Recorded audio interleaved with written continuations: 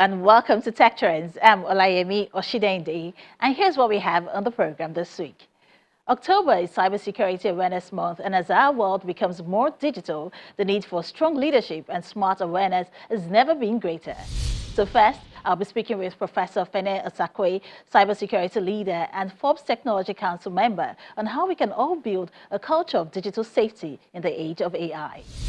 Also coming up later, we'll bring you highlights of the Cybersecure Nigeria Summit 2025, organized by the Cybersecurity Experts Association of Nigeria. We'll give you more in just a moment. Do stay with us. This is Tech Trends, and I'm Olayemi Oshidende.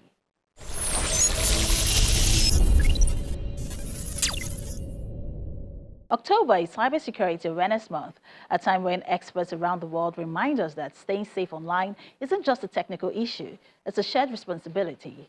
As Nigeria's digital economy continues to grow, so does the need for strong leadership and collaboration in keeping our systems, businesses, and people secure. Joining me to discuss cybersecurity leadership in a digital age is Professor Fene Osakwe, a member of the Forbes Technology Council, board chairman of the Lagos State Cybersecurity Advisory Board, and a professor of practice in cybersecurity.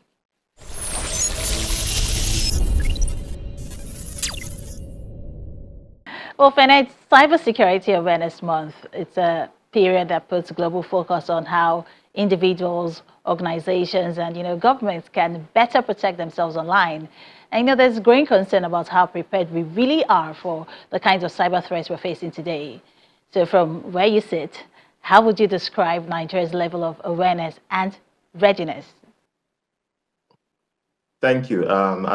Once again, thank you for bringing me back. I think Nigeria is like a family with 36 children, and they are all adults, and they can do absolutely anything they like. So it's a difficult one to look at Nigeria from one lens. Now, I think one way to actually measure Nigeria's progress, thankfully, I have been in this field for over a decade, and I can tell you that things have gotten better. 10 years ago, when you mention cyber in Nigeria, the only prefix that comes next, or the other word that is attached to it, is cafe. It was cyber cafe. These were the things that people spoke about. Now there's a lot more awareness. People understand the risk. People understand, people are protective of their passwords. People know it can be stolen. They kind of understand a bit about the implication if it's stolen. Are we where we should be? Absolutely not. But I think it's also unfair to just say, oh, cybersecurity is not advancing in our country. I think it is.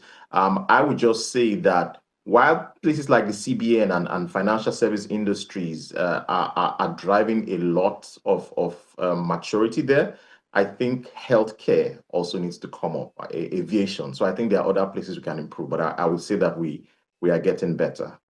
Oh, well, and we'll come back to some of those later. But, it's been established that cybersecurity isn't just about, the technology itself. It's about people and leadership, like how we say people are still the weakest link. So when we say that, we emphasize the awareness, right? But why does human error remain such a big risk, even with all the awareness campaigns and tools available now? Yeah, so I think it's going to be the case forever. And it's simply because, for example, here's my mobile, yeah? At night, I could go to bed and just allow it automatically update. That update comes with certain security enhancements, and so it makes it a lot more cyber secure, right? Because some of those enhancements come with fixes to security vulnerabilities. Humans cannot be updated.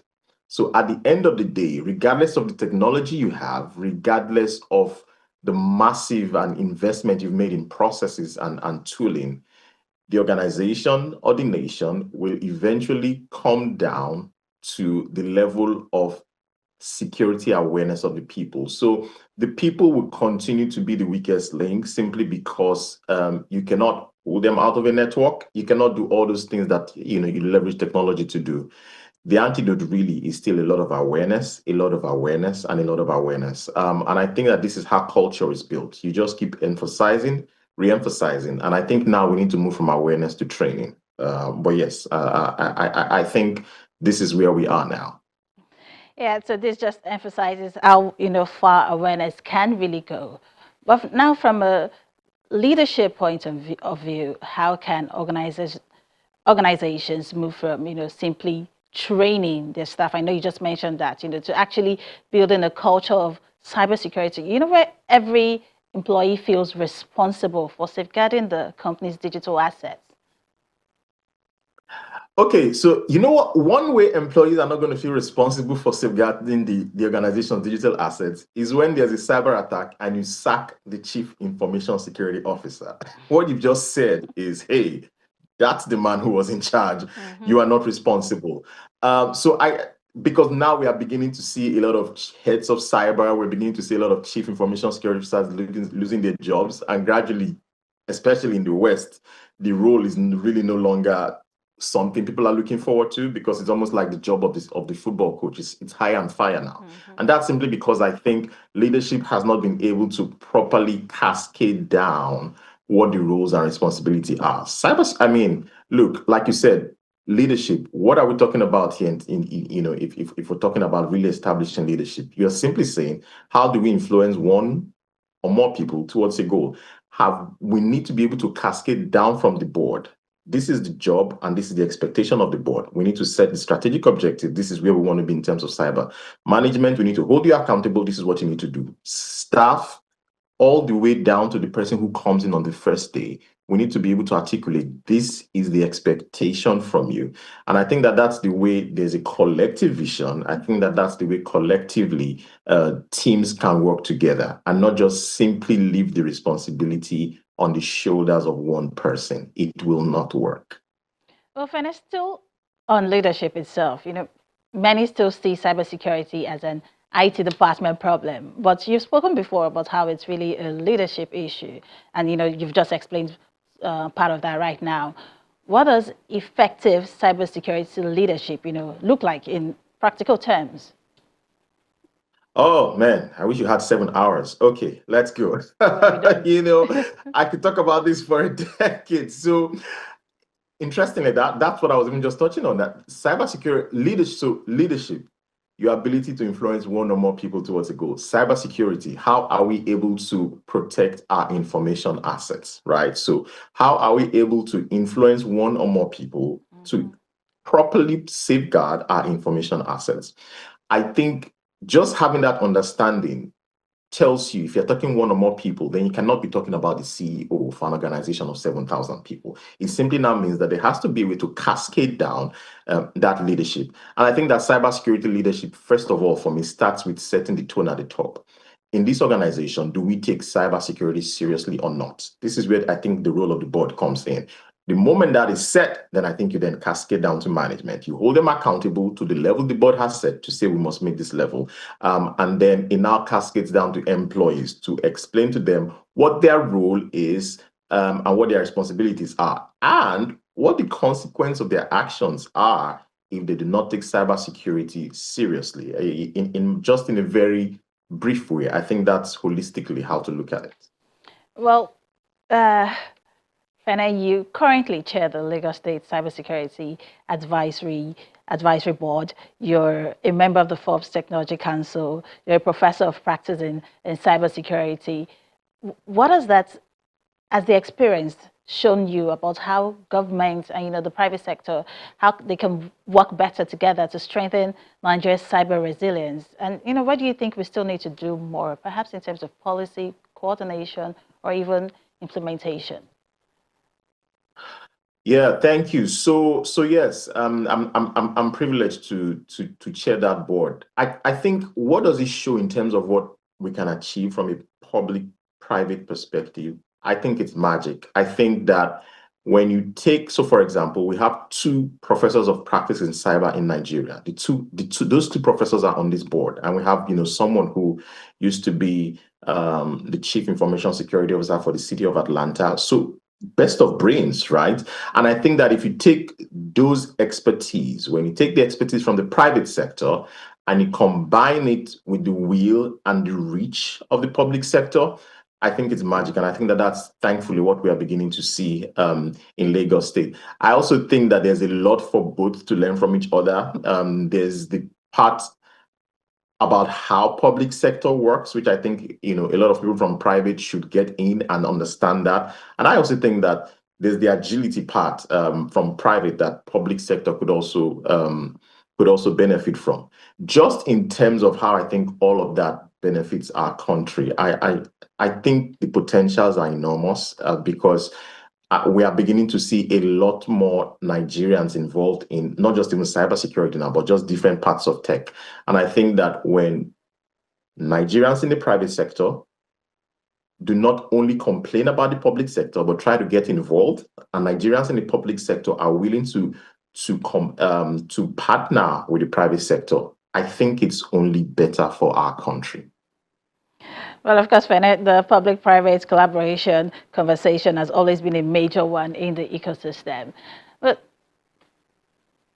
away from that, one of the big disruptors today is, the almighty artificial intelligence.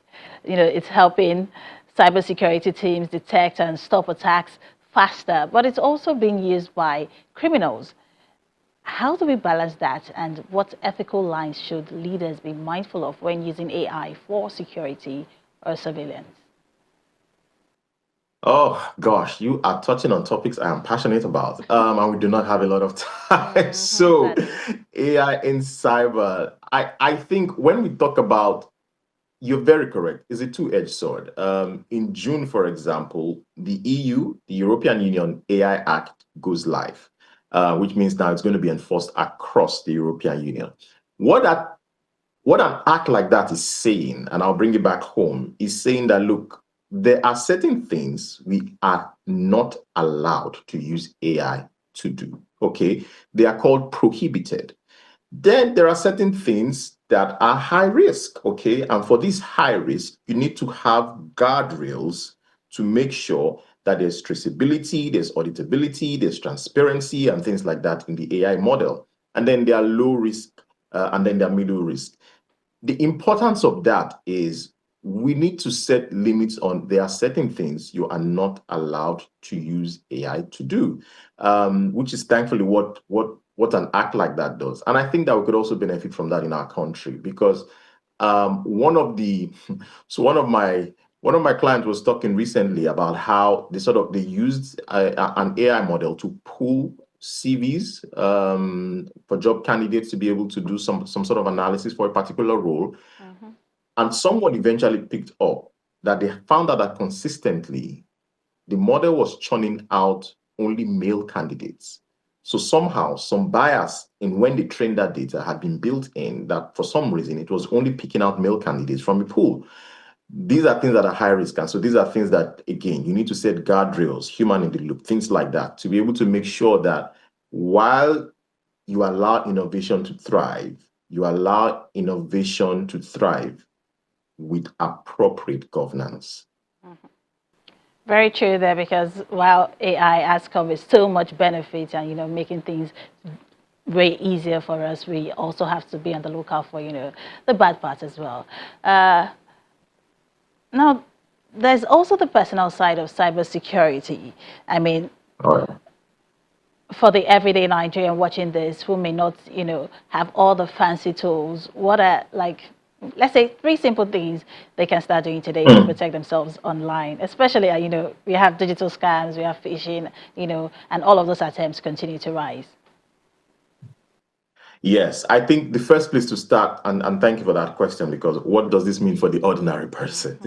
I think the first place to start is you are the target. I think that's where we all need to realize that. Not your organization, you are the target. And let me quickly talk about three things every average person could do, even without a dime. The first thing is, many times when you try to log into your computers now, or your email rather, you would see WhatsApp, Instagram, it's telling you activate multi-factor authentication. Why? Because your password alone is no longer enough to keep you secure. So there has to be something else you use to authenticate, which means something else you use in gaining access to your account. So please turn on your multi-factor authentication. Lime, I was watching a video in New York. They were asking, this is because I'm going to the second point. You said about three.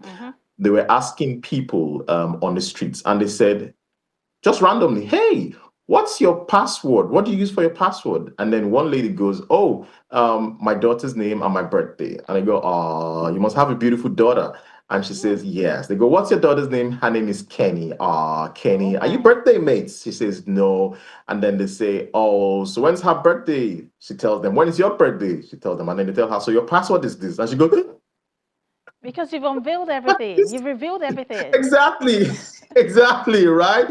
But this is how it works because you are not supposed to use passwords for things like your birthday, your pet's Mm-hmm. name, your kids, things like that, because they are so easy. To your question again about why humans will continue to be the weak link, they Yeah. are so easy. We're emotional people, you will always pull these things out. And I think the third thing, which I think is also important, do not stop your phone, do not stop your laptop, do not stop your mobile devices from downloading updates. Many times, those updates are actually security patches to try and mitigate certain vulnerabilities that have been found in those software. So, those are the three things I would say. This has been such an insightful conversation with you, Professor Fenel Sakwe, member of the Forbes Technology Council. It was such a pleasure to have you on the program. Thank you. Thank you for having me.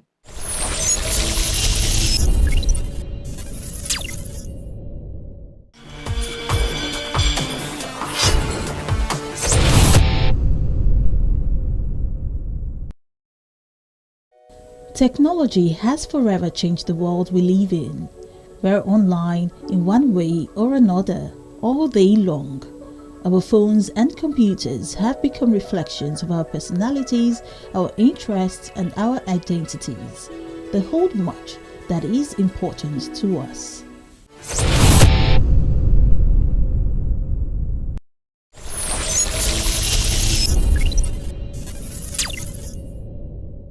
As the world becomes increasingly digital, the need to protect data systems and online infrastructure has never been more critical. In commemoration of Cybersecurity Awareness Month, experts and industry leaders converged for the Cybersecure Nigeria Summit 2025, a one-day conference organized by the Cybersecurity Experts Association of Nigeria.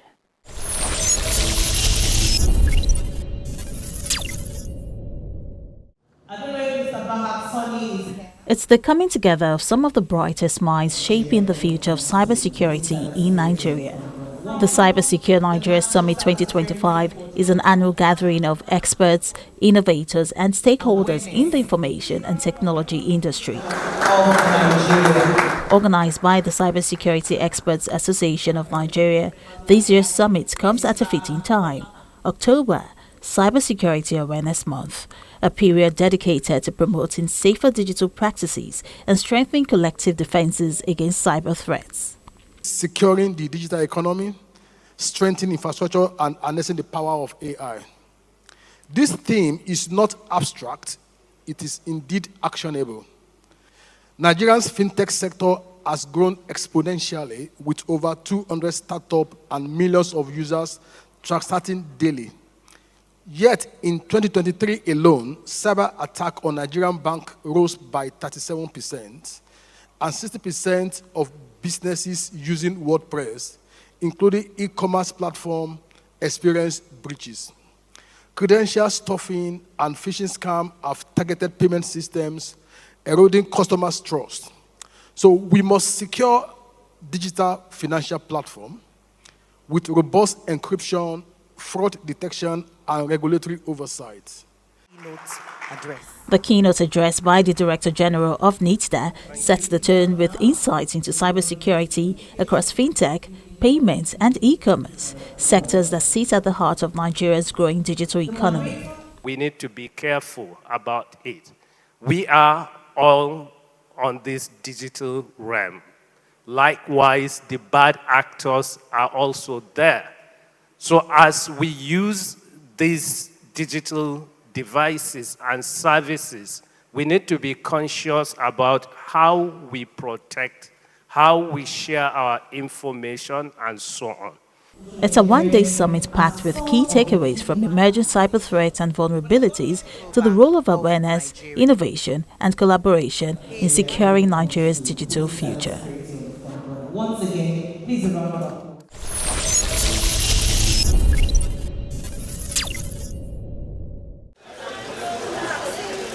It's that time of the year again when some of Africa's brightest minds in tech, innovation and investment gather to imagine the continent's digital future.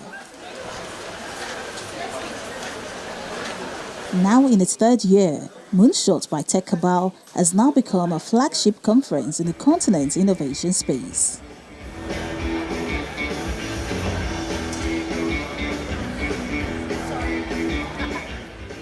This year's theme, Building Momentum, Africa's tech ecosystem positions itself for its next big leap, sets the tone for conversations around how the continent is mobilizing infrastructure, capital, talent, and policy for growth. When we first came up with the idea of Moonshot, it wasn't the first event that Tech Cabal had ever done. We'd done many of them before. But Moonshot was our Moonshot. It was, in terms of ambition, in terms of scale, in terms of energy, larger than anything we had attempted before. And 3 years later, I'd say that we have accomplished some of what it is that we set out to do. We have built a conference that grows in size and scale and ambition year after year. At Tech Cabal, we are super passionate about the future of technology in Africa. We believe it will be the biggest driver of productivity for the continent over the next decade and beyond. Speaking virtually, the Minister of Communications, Innovation and Digital Economy describes Moonshot as one of his favorite tech events, commending its focus on the continent's digital transformation journey. We have prioritized artificial intelligence because this is a no-brainer for the world. We see this as an enabler of productivity. That is why Nigeria today has one of the most talked about artificial intelligence strategies on the African continent. And you know what? This is why you should all check out the Ed Atlas, which is our LLM, which is also open source, and the framework is now being made available to other African countries so that they can also build their own large language models. And it's why I've made a commitment to also ensure that each one of you guys have access to a copy of the Ed Atlas t-shirt that you can take away from this Moonshot. Among key sessions on the main stage were conversations on closing the coverage gap, last-mile access in the age of AI and cloud, highlighting the need to expand connectivity to underserved communities. Yes, we do realize we do have huge coverage gaps in the country. But you also have to appreciate that we've come a long way over the past 2 decades. But I'd also like to point out it's not just about coverage. There's also the usage aspect. And I'll cite 1 or 2 statistics. Across sub-Saharan Africa, we have about 700 million Africans who live under coverage who are not able to use it or not making use of it for various reasons, whether it's having the right device, having the skills to use the device, or even content. Because as simple as it may sound, we have loads of content in English, but sometimes it might be a small village with its local dialect. You know how we have every road you cross in Nigeria, there's a different dialect. So even the content in localized formats is a challenge. We have invested in infrastructure. It's not like the infrastructure isn't there. And I mean, all around the country, there is been investment in massive infrastructure. However, the last mile, all right, you know, before we venture into maybe the place you mentioned or some other rural areas, one of the things we'll consider is it viable? Because we have access to limited resources in respect to funding. So as an investor, as a private sector player, one of the things that will be paramount in my mind is how do I recoup my investment as fast as possible? We've done a lot of work already over the last couple of years in terms of last mile build, but it's not just last mile build from fiber. You need to ensure you have sufficient power sources across the various rural communities because power is a critical element to ensuring that you are able to have as much uptime as possible. So, and fiber is not the only vessel that can be used to power these rural communities. So we also partners with the satellite providers to ensure that leveraging on satellite technology as well, we're able to move into rural and hard-to-reach communities as well. Another panel examines who's driving Africa's digital rights frameworks, exploring how policies can balance innovation, data protection, and privacy in a fast-evolving digital space. This conversation here is timely because Nigeria is one of the leading countries to enact its data protection regulation. Beyond the panels and keynotes, Moonshot provides a space to share ideas on how Africa can sustain the momentum of its growing tech ecosystem and prepare for its next big leap.